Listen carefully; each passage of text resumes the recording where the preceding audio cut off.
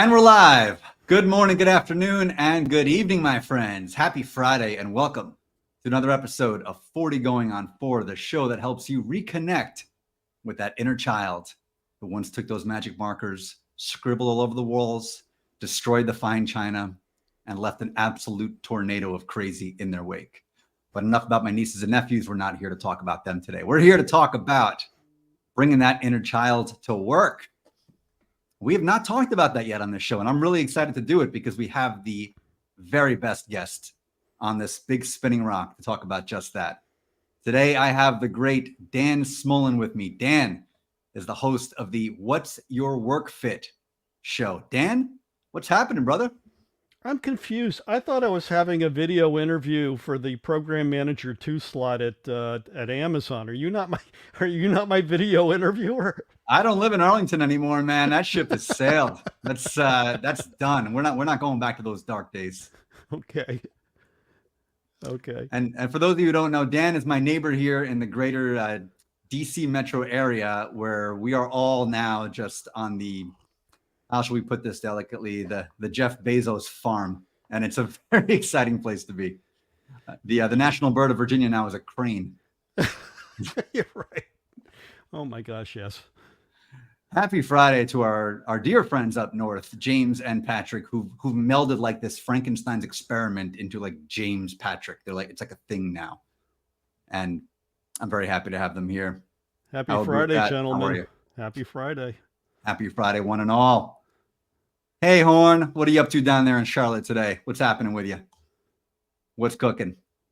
And all the rest of you out there, drop it in the chat. Where are you joining us from today? I know you're from all over the world. We got folks coming in today from the most exotic place on this planet, Oklahoma. It's going to be a great show. Wow. It's going to be a great show. Halfway across the world. I'm telling you, man. So, Dan, I want to kick this right off here with a question for you, brother. What did 4-year-old Dan want to be when he grew up? You know, this one put my mother nearly in therapy. Nearly? So, yeah. Oh, wait till you hear about this, because in the you know the typical things, and you're in your kindergarten classroom and the kindergarten teacher said, "Hey Jeff, tell me about what you wanted to be when you're all grown up."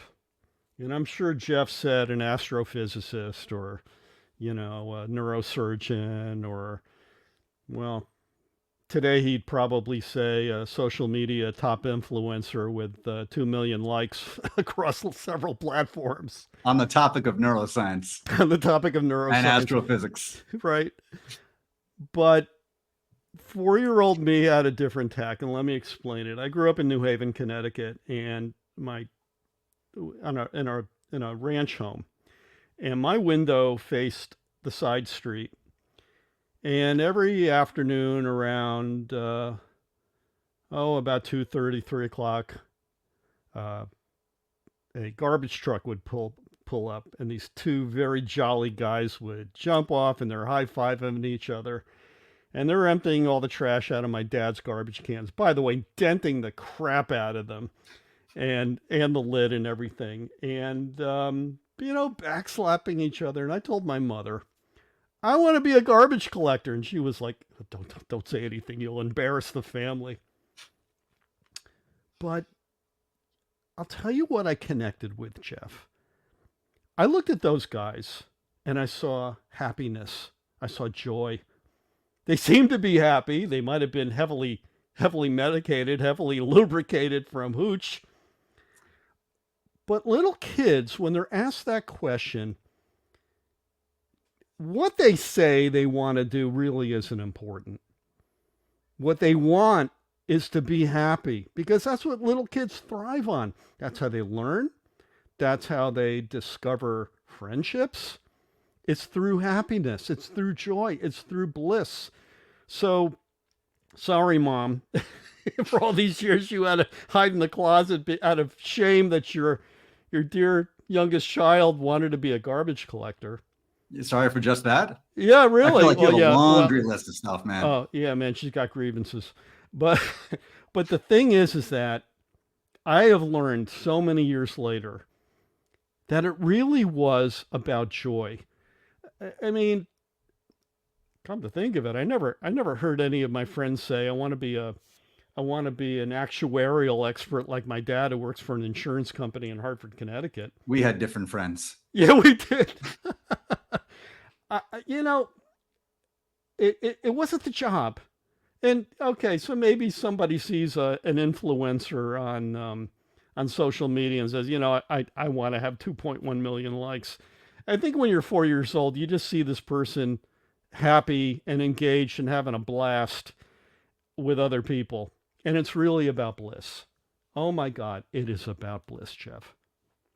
It is. It really is. So what happens, man? Like what happens? Because we're so wired toward this as kids. We want bliss, we want joy, we want adventure. And then we're like, well, no, I'd rather just be a senior manager of marketing. Well, And screw the what bliss or pleasure. happens? Like just And what happens is that you and I both went through junior high school, and oh my God, yes, we did. nothing more soul crushing or career aspirational crushing than junior high school, or now middle school, as they have rebranded. Yes. For these times we live in.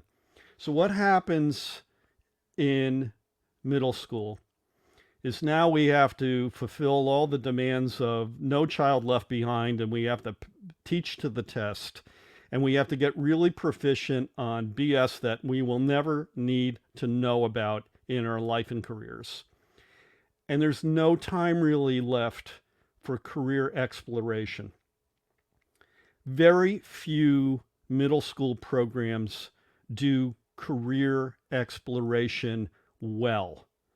And that is a national tragedy. And the reason I say that is because when you were in 6th and 7th and 8th grade, your brain is still a sponge. You are still very accepting of new ideas and new experiences. So for the communities out there that do career exploration in the school systems, they choose a favorite. In my former community of Stafford County, Virginia, it was aerospace. I'm not really sure how the community as such could support that. I mean, we were not close to NASA by any sorts of the word. The closest NASA launch facility is probably 4 hours away in Wallops Island. So I don't understand how that happens. What we instead should be doing is playing off that idea of joy and working with the local companies that are out there. They're doing cool things. Some of them are. And do what I call a career petting zoo, right? Where you go to spend more than an afternoon, like an extended period of time with a buddy in a company, kind of learning about clean energy or neuroscience, or, well, let's face it, AI. I mean, there's just going to be a ton of new jobs out there. And if we can just keep that joy going, because you know what ends up happening? We respond to the test. We get very good at useless BS knowledge that we'll never use again.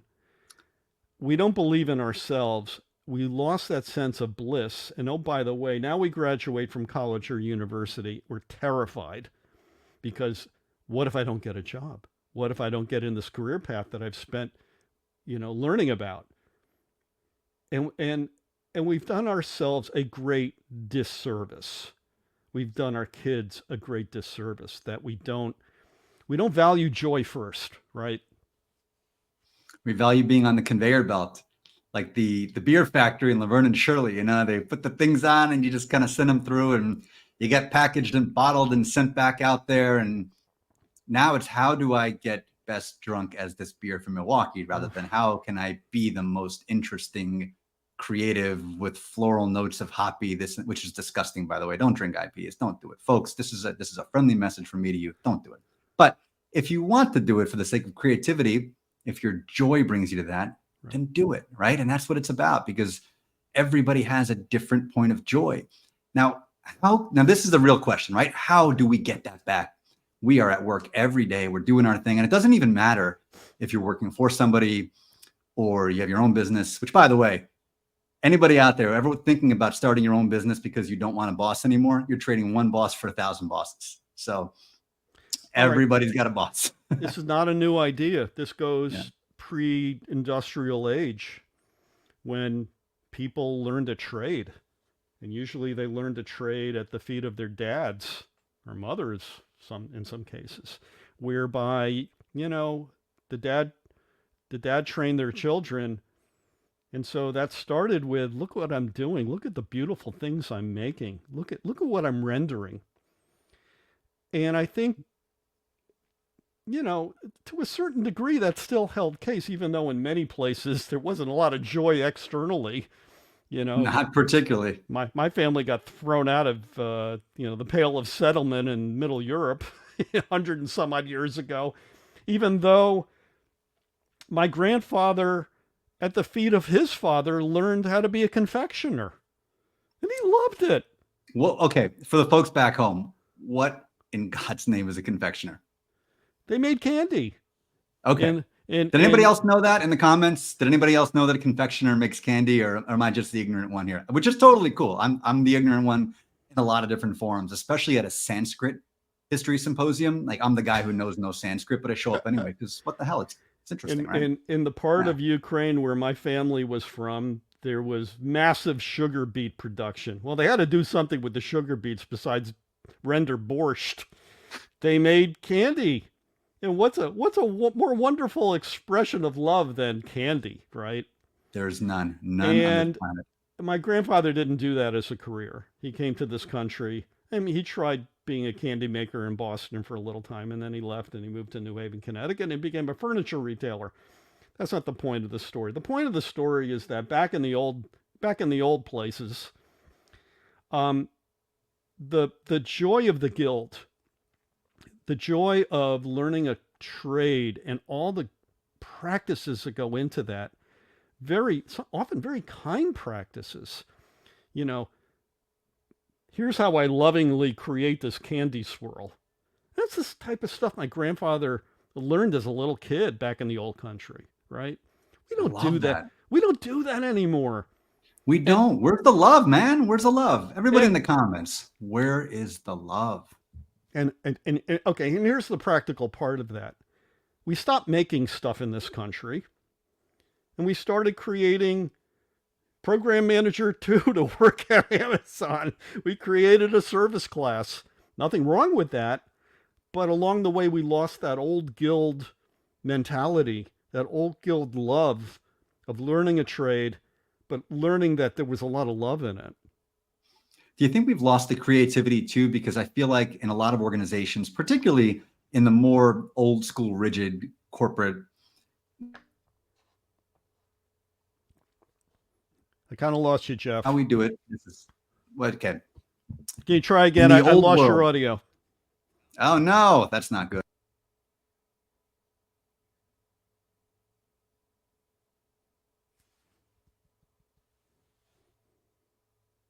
Can't hear you, Jeff. Oh, all right. Here's what's happening right now, folks. We have a Comcast issue in the area. So I'm going to point the finger outward, but also back at me because the wall unit's not working the way it does. This is what accountability 101 looks like. You got a great experience for your folks right there. This is a learning moment. It's a learning moment.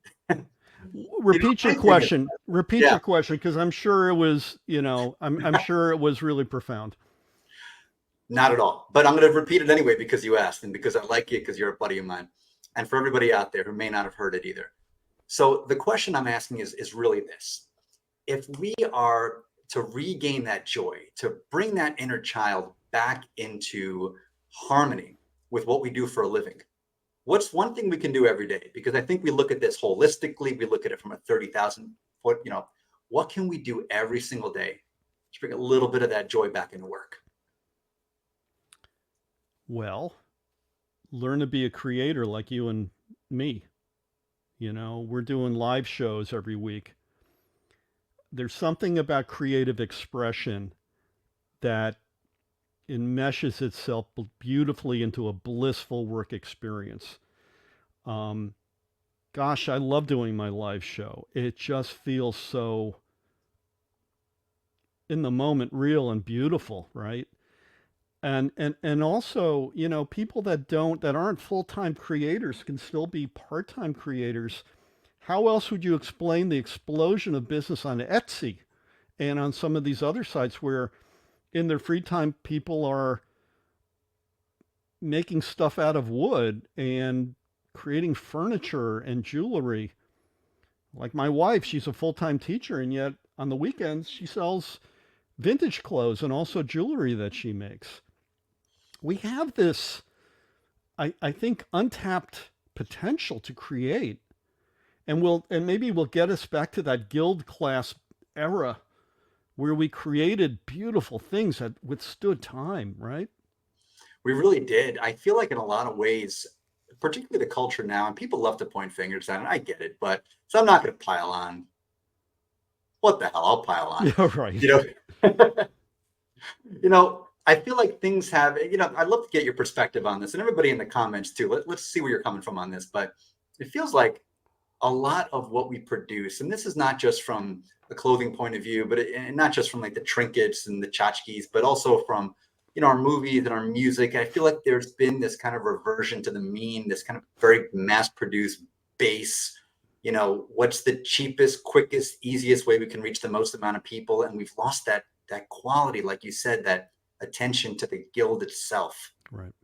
that masterful like craftsmanship of, wow, what a movie that was. Wow, what a piece of clothing that was. What a song that was. So how do we How do we get get that back? How do we get that back? Yeah. We consciously, if we're looking to support people like that, we shop locally, right? I love shopping locally. I live in Manassas, Virginia. It's got this wonderful hometown feel, and I love shopping at the local shops. They have so much pride in what they do, and many of them create their own merchandise, right? They do. Candles and furniture and jewelry and clothing items and objet d'art, art, beauty. I think that's how we do it. And I think we have to learn to be more intentional about supporting not only people that create stuff, but you and I have talked about this, create experience. Honor people who are in the arts, who perform for a living. Pay for a performance of something that maybe they're workshopping. Because when you do that, it'll get them to something bigger and better. Every time. Now, this is a really good piece I want to springboard from. All We right. talk about art. Mm-hmm. I think a lot of people would not consider themselves to be an artist when they are, because I think everything is art. I think life is art. Love is art. Everything is art. The art of teaching, the art of being, the art of dreaming, the art of doing, everything is an art. And it doesn't matter what we do for a living. And you could be that Amazon drone, not an actual drone. Well, hell, that's kind of an art too, actually. That's kind of interesting. You could do anything, but what you're doing is you're bringing in art to what you do. So how do we lean in to the art of what we do, even if you don't look at it as per se, art? I think you look beyond it being a utility, beyond it being a job that is remunerative, that pays you money, because anything can do that. I mean, you could work for a service company but even if you work at Amazon, and I one of my dearest friends and former recruits in the recruiting business is a senior executive at Amazon, and he loves it. And the reason why Brian loves it is that he feels he is being creative. He gets to use the creative skills that he probably started using as a 4-year-old, like I did, like you did, to engage better with his team members, to come up with more novel experiences for the people that purchase the products in his sector. Yeah, even if you're working for a big company, you can still do it. And I'll tell you something, when you do achieve that, you're going to be happier in your career. Your boss is going to be happier because their investment in you is going to be enriched. Your lifetime value in the work that you do will be extended. So whatever you happen to do, my brother tells this story. One of his dear friends, now departed, was a was a philosopher of Hindu and Buddhist philosophy. Pretty heady stuff. His career was being a toll collector on the New York State Thruway. I mean, he worked overnights and he loved it Yeah. because he could read all night. It was the least used exit on on the New York State Thruway. And I said to my brother, that had to be tough. It gets really cold in the winter. He goes, no, he shuts the door. He had a little space heater and he was in his bliss because he got to read pretty much uninterrupted for minutes at a time, or he could keep his thoughts straight. And he found bliss in that. Can you imagine? I love that. I love that so much. There was a character in The Path to Perfectia named, it was a bit character. He showed up for a split second named Marcus, and he was a bartender. And he bartended at the favorite watering hole of the characters in the book. And Yeah. Marcus bartended at night to make ends meet so he could do what he loved during the day, which was to write fantasy novels. Yeah. And part of what fueled the characters in the fantasy novels were the people that came into the bar every night. If anybody here has ever been to a bar in New York City, you know it is basically a Tolkien novel. Anytime you walk it, the characters are under themselves. So he leaned into it and he loved it. Didn't seem laborious. Like, this is my jam. This is my thing. Oh my God, you mentioned bartenders. You made me think of Dave Matthews. Dave Matthews of Dave Matthews Band, before he became the brand that he is, world beloved, he was a bartender in Charlottesville. And most of the stories that he wrote, most of the songs that he wrote were based on actual characters that were belly up at the bar, and they would tell these intensely personal stories about their lives and their desires and their missed opportunities and their regrets and so forth. So I agree with that. Absolutely. And I feel like every day we can be the bartenders of our own businesses and our own companies, Yeah. because aside from, just getting all of our clients drunk, which, has its moments too, Yeah. there's an opportunity to learn about people's life stories, to learn about their struggles, to learn about their hopes and dreams and desires and wants and everything that comes along with the tapestry of human experience. What a gift we have when we get to interact with people. Like on your show, you have the most interesting guests on, and the conversations you guys have are amazing. My wife came out of theater before she became a school teacher, and she's always reminding me to break the fourth wall and draw people in, because the intimacy of the conversations that we have, and by extension, Jeff, what you do. And this is why people join your show. It's because they feel like they're part of it. They're part of an experience. That's joyful. I love this motley crew. Yeah, right. Right. It's we always get a great rogues gallery in the comments, and I love each and every one of them. It's a great community we have. Like you said, it's a chance to draw them in, because this show is their show. It's not my show. I'm a conduit for this. This is 40 going on 4. I look at it as our show, and I'm just the vessel to kind of breathe it into life. But it's a chance for us all to, once or twice a week, to dig back into our own inner children and start thinking about that. Like, God, how can we bring that back into our lives? Yeah, and how many people do you know? I can count tons of people that I know who reach 50, 60, 70 full of regret that they didn't do X, Y, or Z. And that's a cautionary tale. And to even if you are 50, 60, or 70, you can still have those childlike blissful moments, right? Throwing your grandchild into the ocean for the first time and saying to him, okay, when you hit the water and when the wave hits you, I want you to scream at the top of your lungs. And the kid does exactly what you tell him to do. And you like bask in the beauty of that, right? And I just love moments like that, where people who have been sucked into a career that just consumes them during the day, that they have enough sense to say, okay, this is my time. I'm going to take my grandson or granddaughter out to the water, to the ocean for the first time. And I'm going to make sure somebody's videotaping this, because I know in 20 years' time, when they lament to their own parents, oh, I had the toughest life and I never had any enjoyable moments. And then you play the video of them squealing, like with total reckless abandon. And you're like, oh yeah, I was happy. That was happiness, right? That's what I live for. That's what I live for, right? That's awesome, man. That's amazing. There's something so rejuvenating about that, the childlike spirit you get around kids. And I think sometimes though we fall into the trap of outsourcing that just to the kids. Where, I want to be around the kids, my nieces, nephews, kids, grandkids, so I can feel young again. Well, how do you feel young again without them? That's the real challenge. And I put that challenge out there to everybody watching. How can you do that without outsourcing it to actual kids? How do you find the kid within you to light that up? Well, I'm lucky. I am part of a community, a summer camp community that I've been associated with since I was 10 years old, when I was first a camper at the summer camp in Connecticut. And we have kept a group of alumni from that era, 600 plus strong, as if we never left the campus.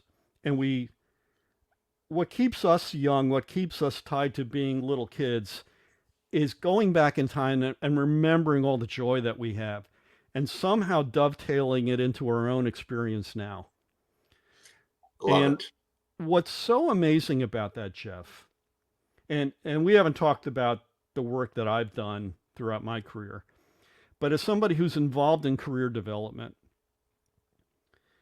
it's having a community like that and looking to see how successful people have been, because they somehow were able to keep the joy in their lives. I mean, we amongst the people in our community are a former lieutenant governor of Kentucky, um, countless surgeons and doctors and nurses and actors and voice actors and scholars, people who were tenured professors at top universities, and legal experts. I mean, one of our alumni is current. I'm not going to mention his name, but he's currently on CNN offering legal perspective.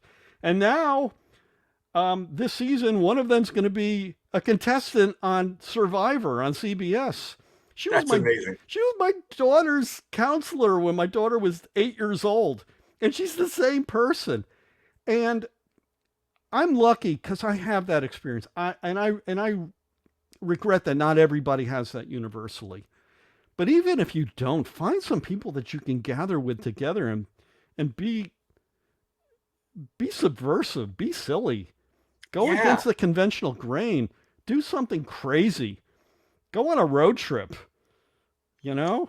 Lean into that fire that's burning inside of you, because everybody has it. If that fire was completely gone, you wouldn't be here anymore. That chi is still flowing within you. That's right. It's still there. That's right.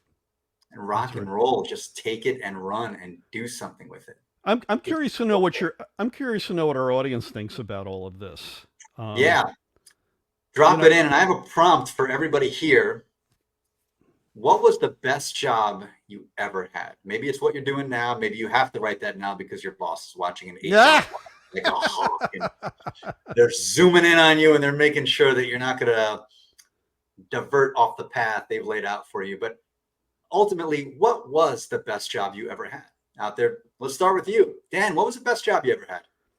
Well, I kind of teed it up. I never thought it would be this because I started my career in broadcasting, went into the ad agency space, which I loved. And then I got into recruiting. I was a headhunter for 20 years. The first 7 working with a good friend of mine, the following 13 under my own company banner.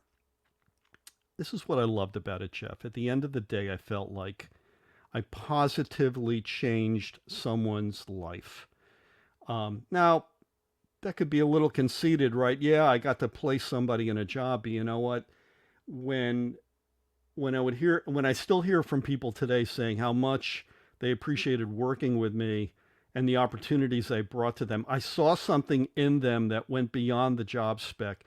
I knew something about them that was a unique value proposition that I could go to the hiring manager and say, you're not going to read this in the resume, but let me tell you about Stu. This is what Stu has done. And then to be able to work in a flower shop in high school. I love that. Angela, I love that. That's amazing. Angela, what did you love about that? What did you love about that? About the flower shop. I mean, were you an arranger? Did you work with people who had special life events going on. Tell us. I want to know, what is it about working in that flower shop that lit your fire, and also, what are you doing now? Yeah. Now Angela's got a great show too. Definitely check out Angela's podcast, and she does it as it's a 2-woman team, and her and her Wow. partner in crime, Dana. Definitely check it out. It's a super super cool podcast. So Angela, drop it in the comments, and we have the. This is perfectly said. I won't repeat it because we're No. going to get banned on YouTube. But this is it. Yes, Yeah, excellent. I nearly got banned on TikTok earlier this week. I could tell you about that if you're so. Shameless plug, but also do Soaring Profits, because we get to explore the stories of people changing the world. I love that. I love that, James and Patrick. Yes, these guys are awesome. That's another absolutely fantastic thing they're doing over there. Soaring Profits, check them out. And then, of course, check out Going Commando with Angela and Dana. This is one I That's didn't too want to repeat much. out loud because That's too it's so much. Too much information. Too the much filters, information. that's why I wanted you to drop it in the comments, but I couldn't resist saying it. It's a cool name and I dig it. And that's the cool thing about, I think, 2020 is that nobody ever really knew, did they? No, and a lot of them became podcasters, and they kind of discovered their own truth, their own bliss. Yeah, yeah. When we're because you can only see us from the chest up and all these things. So I feel like we were joking about this yesterday on LinkedIn. I feel like we truly pivoted to the new normal in those unprecedented times of no pants. And Can I tell you what got me into trouble this week with the Chinese overlords at I TikTok? would love to know what got you in trouble with our Chinese overlords. So last week we did a show on what is Return to the Office really about, and we got into a segment that was from MSNBC's Morning Joe with Donnie Deutsch, famous ad guy, who's now a podcaster. And I love Donnie, but I don't ascribe to his ideas about return to office or return to the past. Okay. So he talked about this junk research which he considered legitimate, about how people are, let me see if I, how 12% drink during the day when they work from home, 10% have afternoon delight, and 72% are doing household chores, 33% are running errands, 53% are watching a movie, and 1 out of 7 are working 3 to 4 hours a day. And like, my BSO meter went off, and I went, oh come on, oh come on. I've worked from a remote office for nearly 27 years, and so we talked about it on the show, and I was like, I've got to extend out this thread. So here's what I did, audience, and you tell me if the Chinese overlords kind of stepped on themselves banning my video. Here we go. Set up a camera in my bathroom.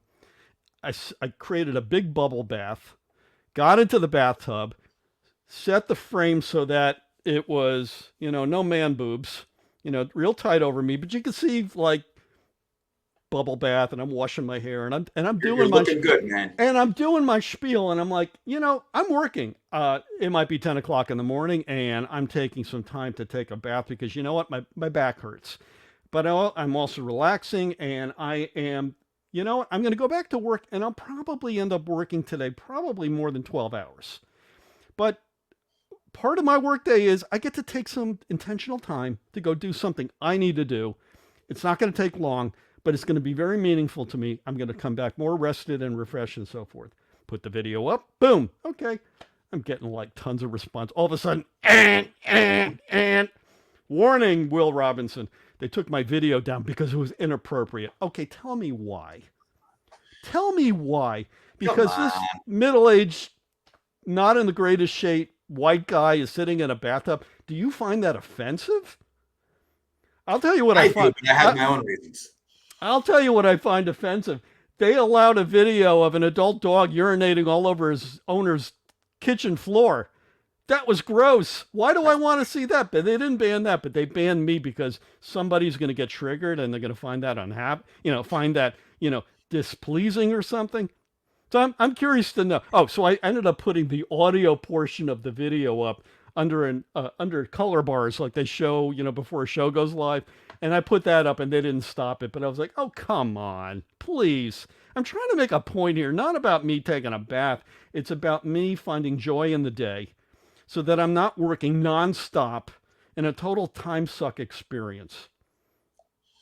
I'm going to put a provocative comment, a provocative banner, which is going to lead on to this, but I want everybody's honest opinion Yeah. about this because I feel like we've broached this now and there's no turning back. So we're just No, going to there's do no this.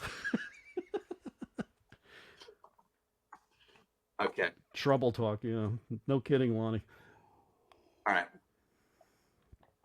So we talked about this on your show. Yeah. And we talked about the companies that are saying, we found out that people are doing this during the day. This is a catastrophe. And then I put my contrarian comment, of course, that why is that a catastrophe? If they're working from home, they're getting the job done. What's the fundamental problem? So, folks, I put this out to you in the comments. Afternoon delight at work, yay or nay. Now, as a qualifier, we are talking about working from home. So this is not like an in-office situation because it's an HR nightmare and whatever. Okay. What are your thoughts? Drop in the comments. I'm not going to step on any of the thoughts, but let's just say there's historical precedent for this in the workplace, and especially in my former space of the ad agency experience. You're gonna tell me that during a very extended lunch hour something like that didn't happen? Really? At an ad agency. Have you seen Mad Men? Spent 3 summers on Wall Street, man. It was an absolute zoo in there, and don't even get me started on my years in sales. God, I mean, it was like somebody airlifted the seediest casino in Vegas and dropped it in Tyson's Corner. And oh yeah, just animals run amok. I mean, but you know, this comes back to the central idea. We laugh about this kind of stuff, and we think this is crazy, and we think it's out of bounds. But there is an element of if you're joyful, you will work better. You'll do everything better. But we're not machines. And oh, by the way, let's talk about that aspect of it, which is while our blissful dreams got crushed in middle school by not having those career petting zoos, we also got introduced to intramural sports. And what is the thread of metaphors that we heard, Jeff? We heard play hurt. Don't leave anything on the field. Take one for the team. Give everything to the team, right? And how many of us have through our careers heard all that metaphorical mishigas come up in our work settings, so that if you're young in the workplace, and I know when I ended up being the last person to leave, so that the following day, the graybeard in senior management said, "I like the cut of his jib. I like that he's putting everything on the field." Now, mind you, I was married, and it meant that I wasn't getting to spend time with my wife, who I adore, right? But we have to disabuse ourselves of the notion that we have to be on all the time, crushing it nonstop, because our brains are not wired that way. That kind of activity works off of cortisol or cortisone. Yep.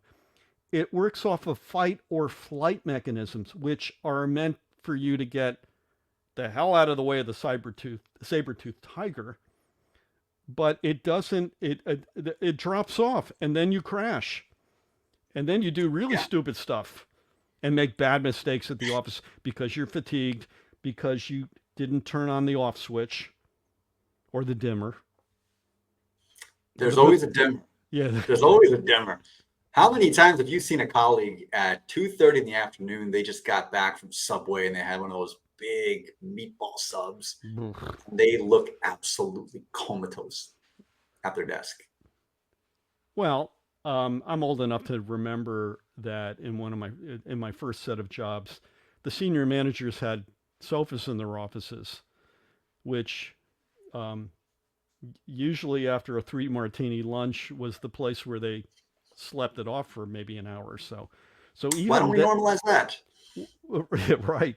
But I'm serious. But is that crushing it?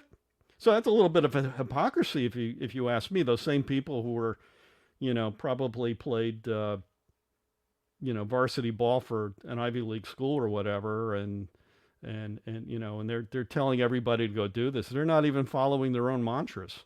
No, they never are. They never are. And the the crushing thing is interesting. Now, when I say normalize it, not normalizing necessarily the 3 martini lunch. We're not trying to normalize functional alcoholism on this show. What we're trying to normalize is the idea of the afternoon siesta, because that is something that, in the Northern European work ethic that migrated over here, that's haram. We don't even talk about that. But in many parts of the world, that's quite normal. And it's normal not because it's some employee perk, it's because people understand physiochemistry and they understand that if the human body can recharge, it can actually get back into a state of crushing it and into a state of motivation. I mean, Mediterranean, Southern European countries have been doing this for millennia because it works. Yeah. So why all of a sudden is that not appropriate? I mean, we should have the utility to downtime as much as we need to. As much as we need to. If that means going and taking a book and going to a park bench, leaving your technology behind and just be present in the moment. Find some meaningfulness in the moment and then go back. I Yeah. guarantee you, you're going to be a lot better and have better output than if you're just crushing it nonstop 12 hours. Because I'll tell you what, that put me in the chiropractor's table for weeks on end. Anybody out there also have traps that are just ready to explode after typing all day because you're hunched over, and it's the worst, absolute worst for your traps, worst for your upper back, terrible for your posture, for your spine, for everything. Keeps chiropractors in business, I'll give them that, but otherwise, Before we had speakerphones, I had the phone with the neoprene on the receiver, the neoprene thing that would, yeah, but you're still like this. And my chiropractor would say to me, "What do you? How do you take phone calls like this?" Yeah, don't do that. no. I like getting my adjustments every 4 to 6 weeks because it almost feels like I'm going in for a needed wrestling match where he's like flying in off the top ropes with the elbow and cracking me there and mangling me, but it feels good afterwards. I'm not gonna lie, it feels pretty good. Well, all work did make me a dull boy, Lonnie Ray. It does. Because I would go gather with friends on the weekend exhausted, and they would say to me, "What's going on in your life?" And oh, by the way, they would do the same thing. We would go into our work speak. And I mean, oh God, this is why at the beginning of the year I started this thing called the not working experience, and it was really just because Yeah. everybody, especially, and better than Mm. anybody in the DC area, the hyper obsession with what do you do as the first question you get, and not just at a networking event, but in every social setting, everywhere you go, getting a cup of coffee, grocery store, getting a massage. When you get mugged, somebody puts a gun in your face, like, "Hey, by the way, Yeah. before we, what do you do?" Just curious. Yeah. Do we know the same people? You It's like, look like a GS-15 to you, to yeah, me. right.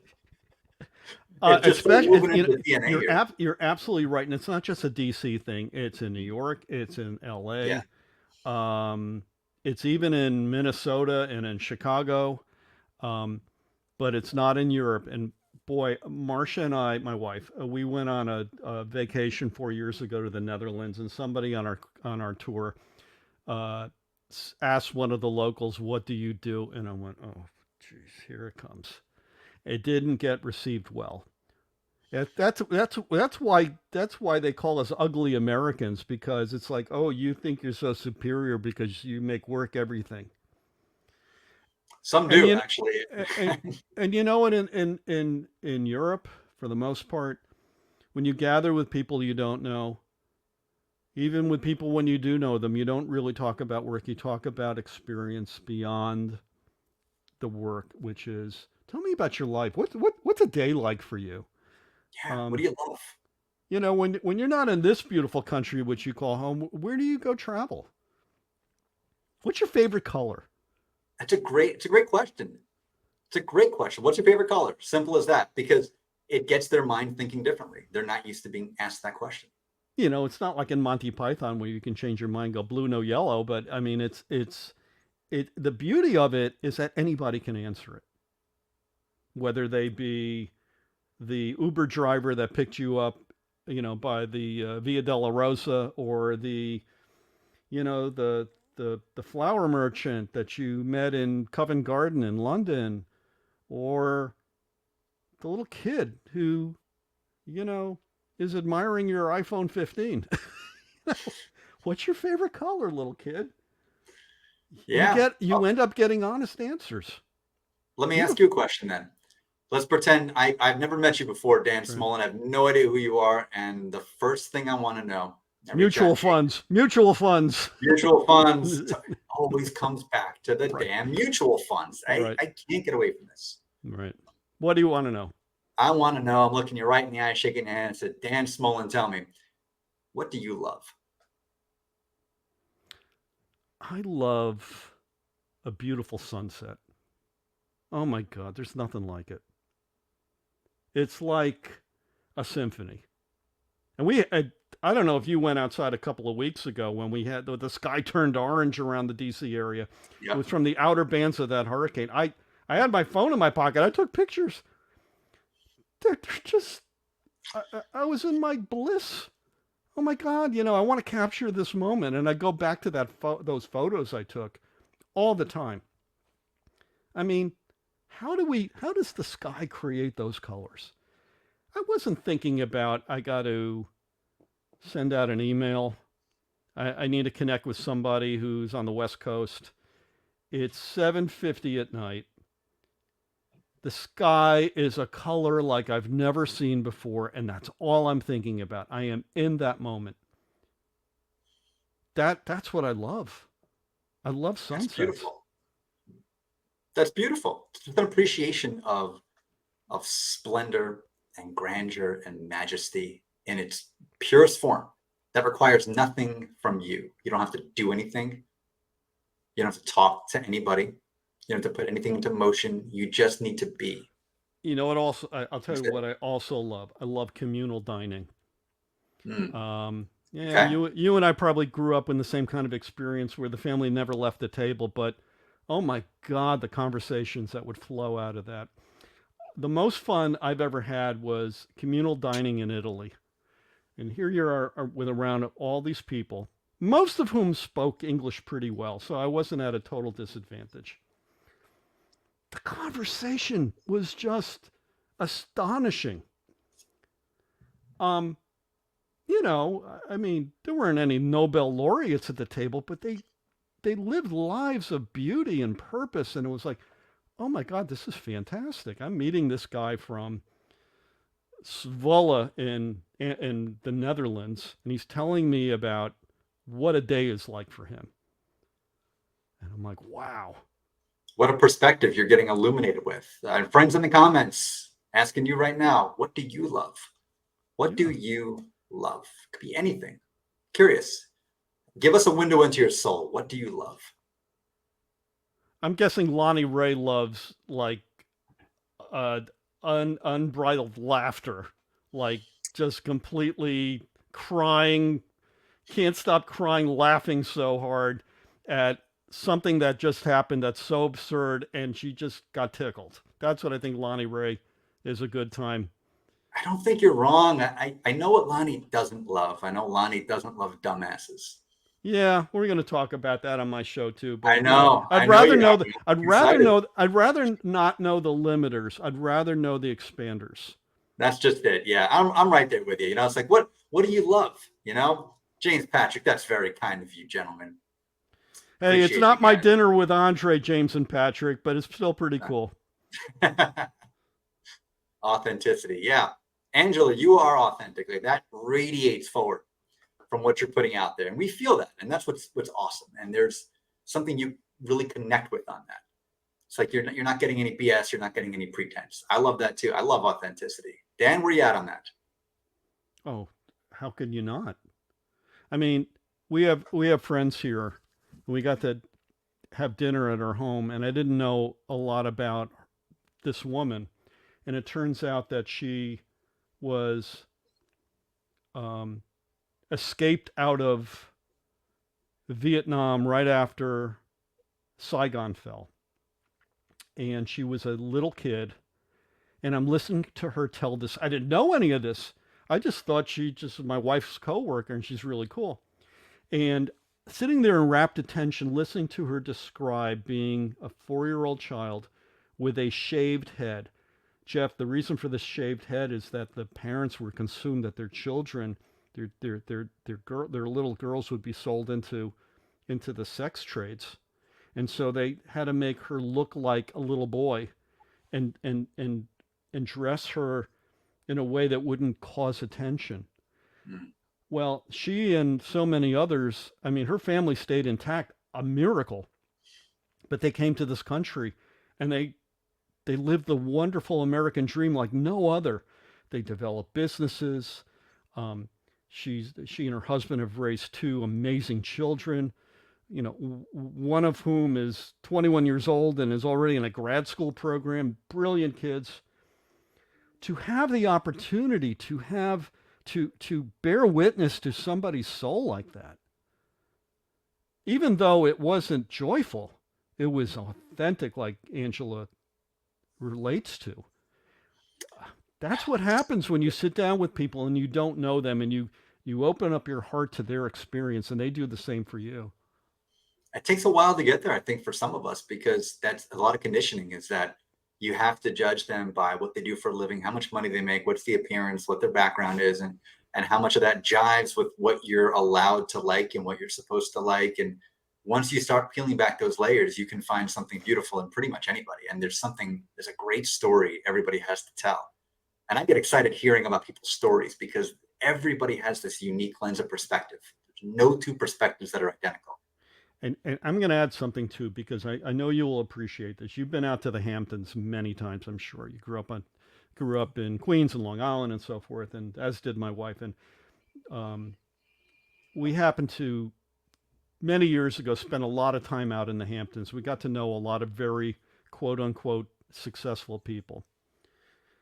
And when you cut through the veneer of it all, I've never met a more miserable, longing bunch of people who are so encumbered by the fact that they've got to look a certain way, they got to hang out with a certain kind of people, and they're freaking miserable. I would rather be living within my means or below my means in a one-bedroom apartment and not have all that baggage.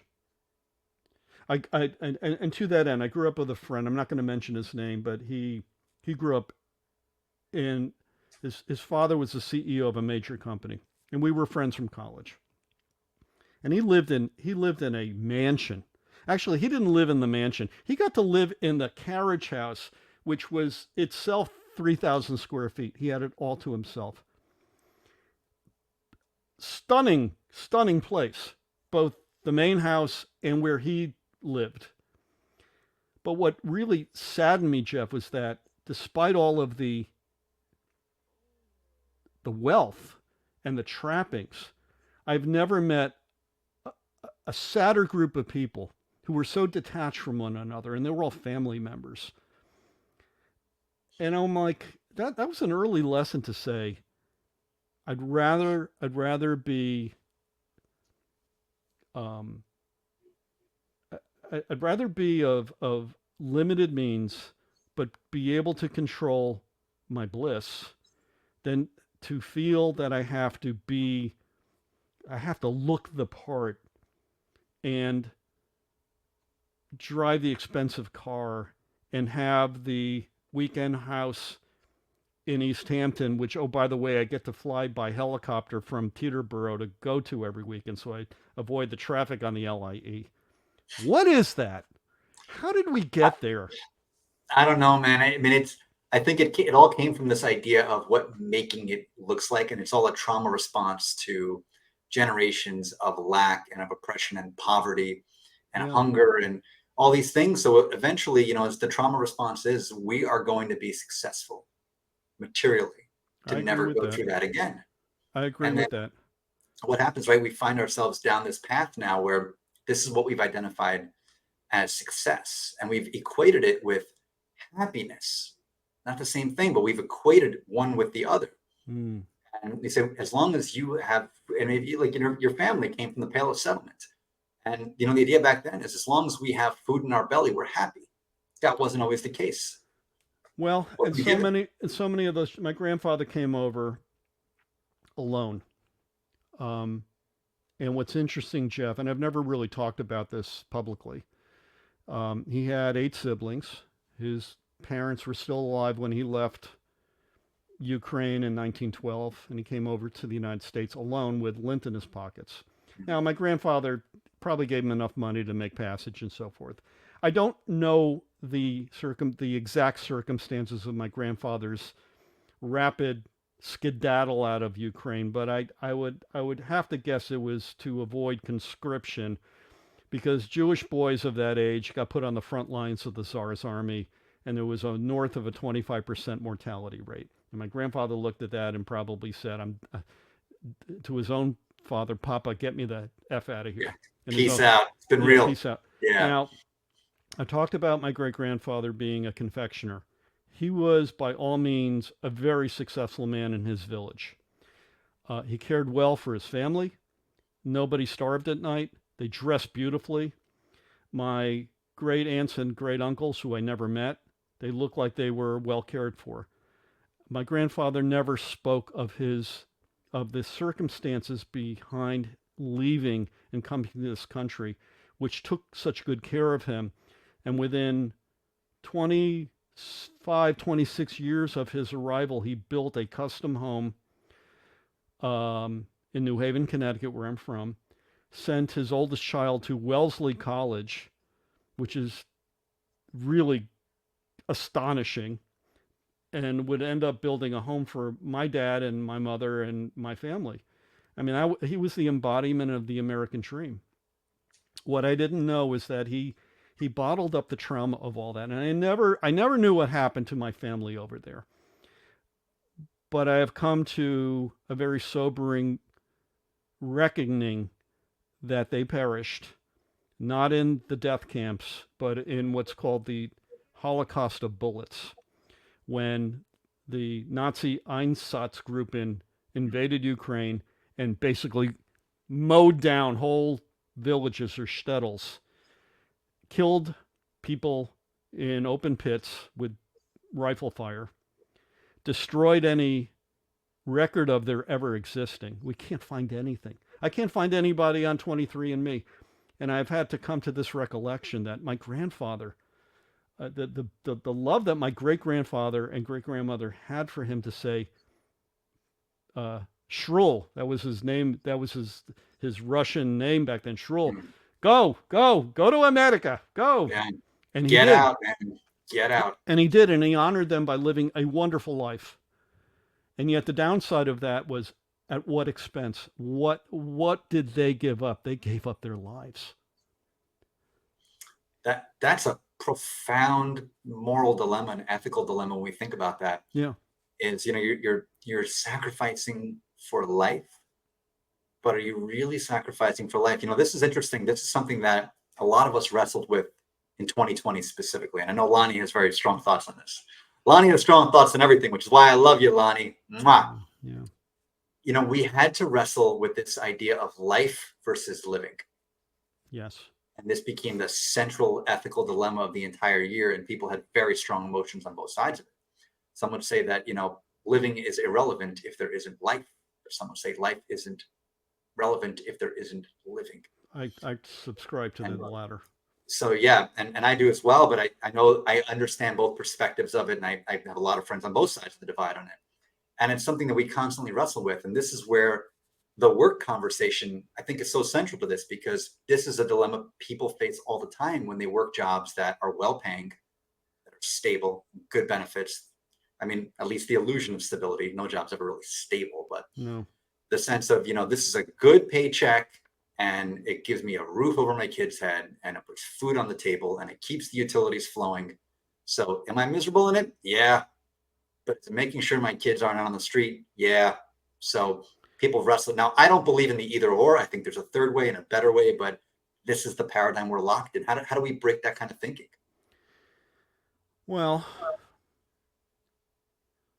I think we have to define success within our own terms. And I think I've talked to you about this before. So much of my early career where I said, for me to be successful is to do the following things. And when I happened to be 27, 28 years old, I was in an eminently successful marketing executive in a huge marketing advertising firm with a huge client, which I had responsibility for much of what the agency did for that client, to the point of nearly 13% of the annual billings of the agency passed through me.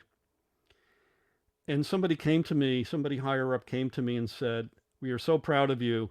Look what you're doing. You're only 27, 28 years old."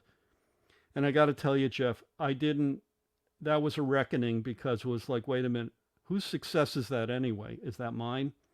Or is that yours? Is that your model? Because here's the thing, I was working 60, 70, 80 hours a week. If I didn't get my work done, which was usually financial, getting all the billing clocked, I ended up coming in on the weekends. I missed so much. I missed so much because of that. And oh, by the way, because I lived 40 miles away from my workplace and there was no mass transit to get me there quickly, I drove. I had to drive. Our company was in a wooded part of Greenwich, Connecticut. I had to drive there on highways. It was 38 miles each way. Um, and I would have to leave before sun up so that I beat the traffic in. And I would have to leave well beyond sundown so I could beat the traffic home. I That's would fun get in the home, winter. rinse and repeat every day. And so by the time I got to Friday, I was numb. And but I had all these trappings. I had all the success around me, and I was like, wow, but I was miserable. And I think the cautionary tale to people now is own what it means for you to be successful. Don't let anybody tell you what it should be.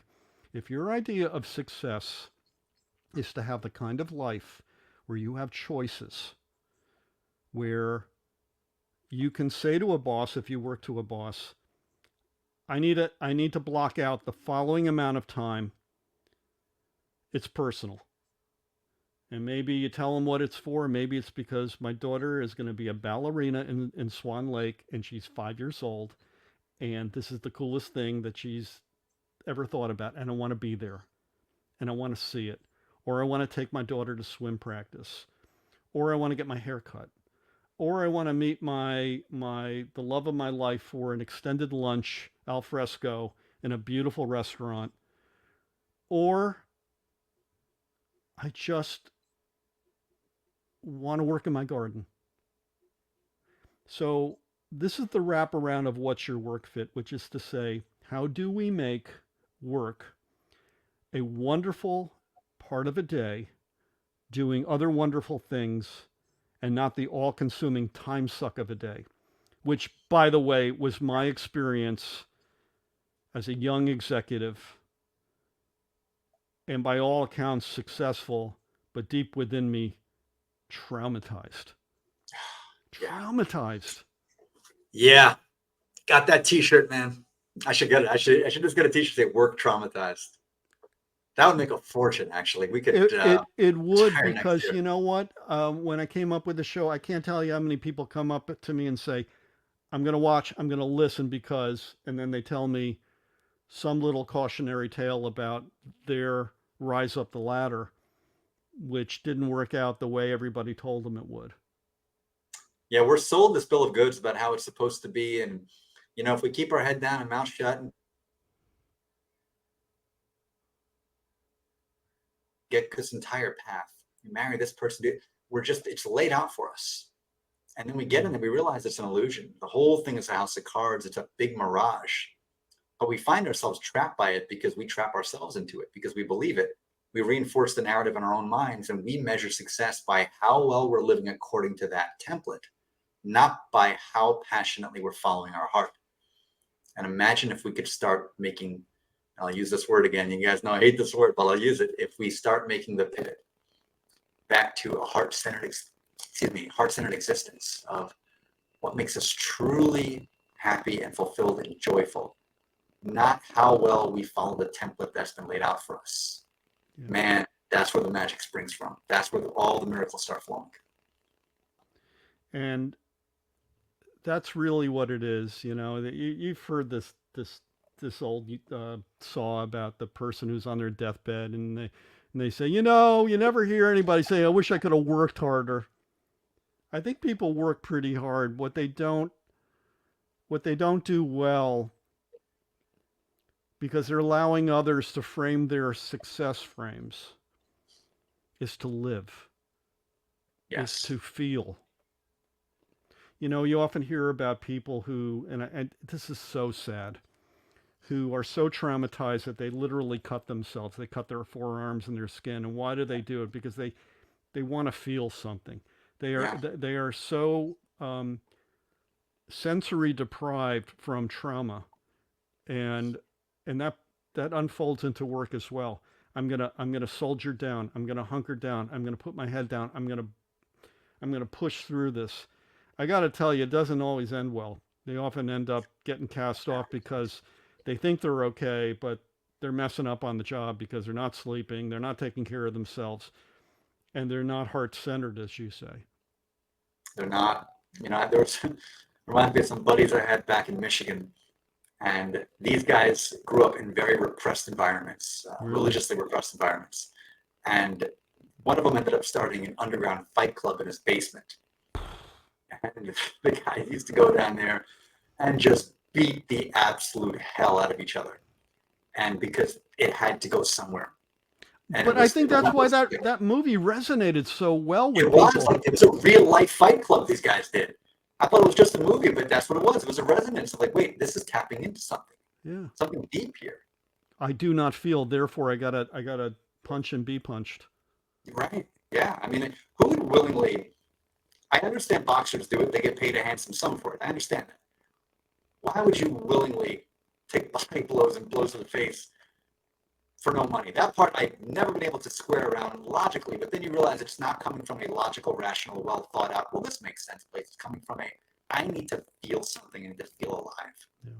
Yeah. Why do people have affairs that can blow up their entire life? It's the same idea. Why do people do anything that can blow up their entire life? They want to feel alive. Yeah. And of course we judge it. I'll look at the stupid decision. Yeah, that's all cultural programming. But at the end of the day, why? That, as I get older, the question of why becomes so much more pertinent to me about all human behavior. 10, 20, 30 years ago, I just judge everything. Well, they did that because that. Why? And once you start scratching that ticket, we start seeing what's underneath, and it's quite revealing, actually. It's pretty interesting. So, Dan, I'm going to ask you a couple questions I'd like to ask everybody.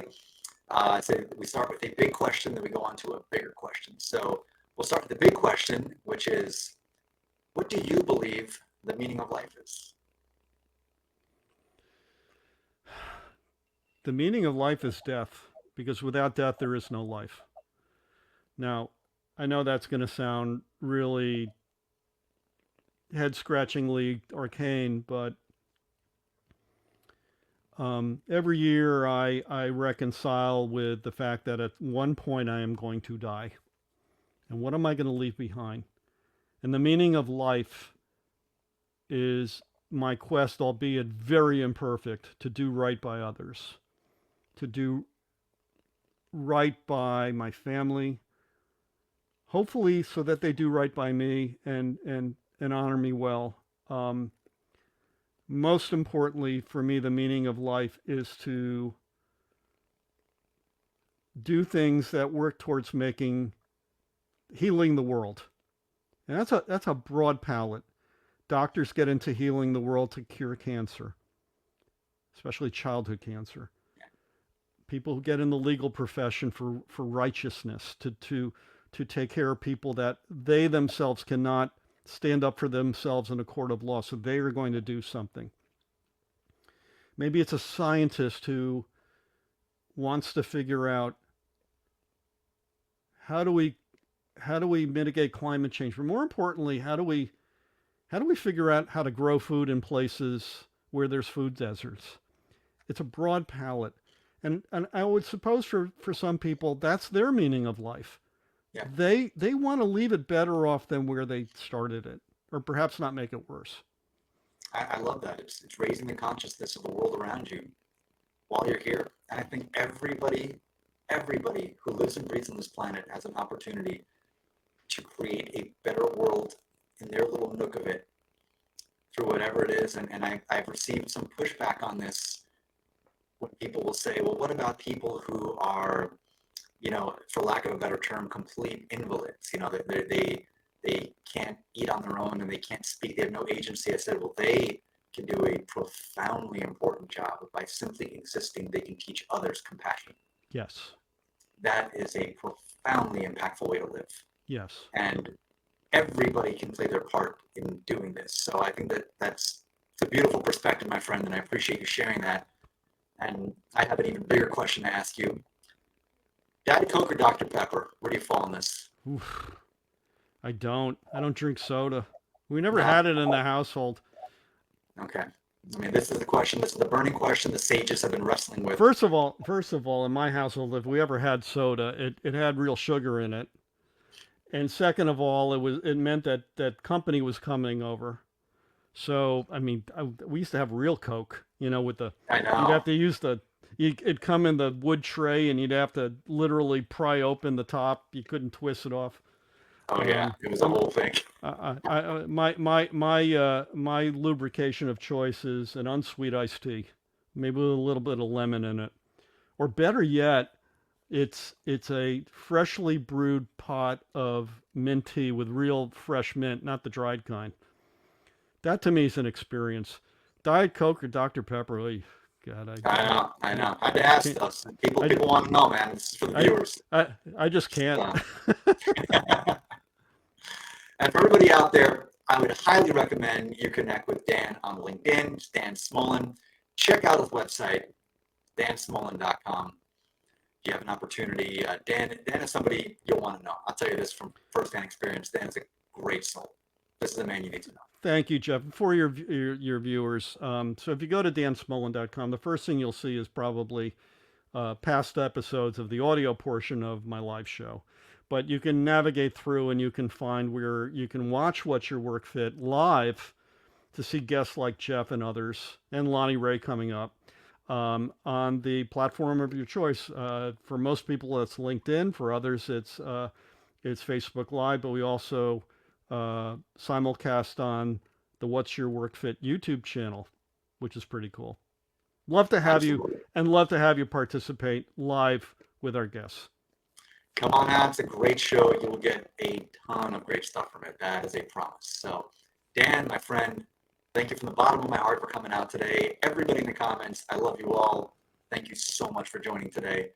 Keep building this community. Again, this is our show. This is our time together. And I'm so grateful for it. So, have My a wonderful pleasure, weekend, Jeff. Back everybody. at you, my brother. I love you. Enjoy it.